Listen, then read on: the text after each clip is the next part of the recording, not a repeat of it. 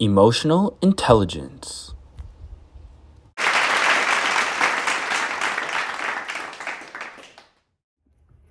When you think of intelligence, what do you think of? Someone being smart, such as having good grades? There are many different types of intelligence.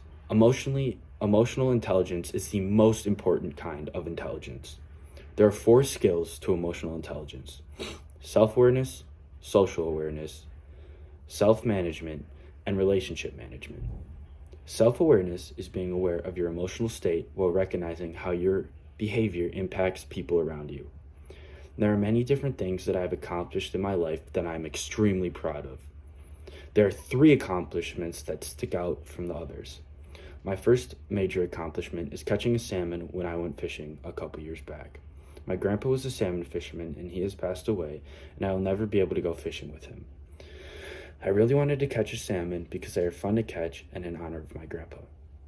It was an unforgettable moment in my life, and still to this day, I love to catch salmon. My second greatest accomplishment is hitting 205 pounds on the bench press. When I started, I couldn't do 145 pounds. This accomplishment was in the working from October to May of last year. When I pushed up, I remember yelling with my dad, who was spotting me at the time, and being so happy and so hyped. Now that I have accomplished 205 pounds, I set a weight goal every month to increase the weight to become stronger. My third greatest accomplishment is being overall happy. I've had a lot of ups and downs in my life, and I can say now this year I'm overall happy. This is my greatest accomplishment because my mindset is completely different and I'm just happy. Social awareness is the ability to figure out the mood in the room and caring about what is going on in other people's lives. Many people most likely have different definitions of empathy. My personal definition of empathy is the ability to understand someone's feelings while doing something about it. Many people think empathy means the same thing as sympathy, but they are a bit different.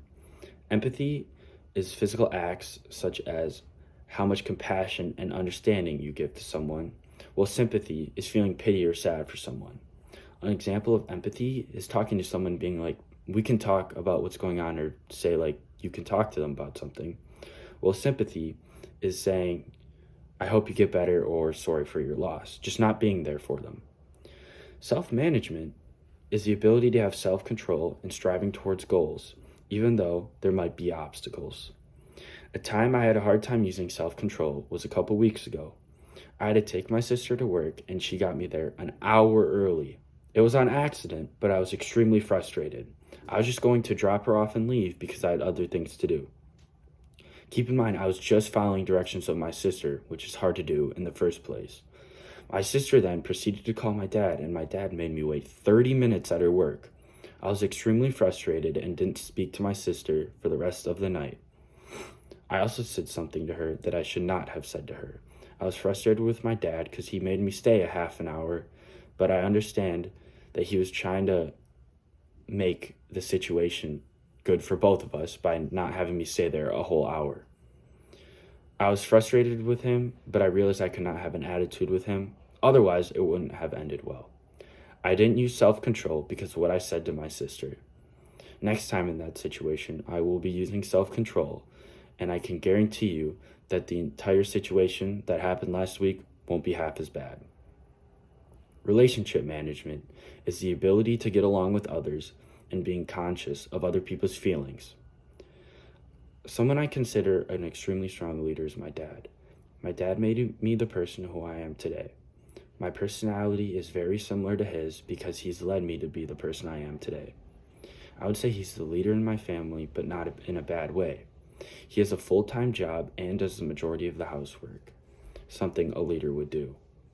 He also holds all of us together and guides us if we need any help with anything. I couldn't think of a better leader in my life than my dad.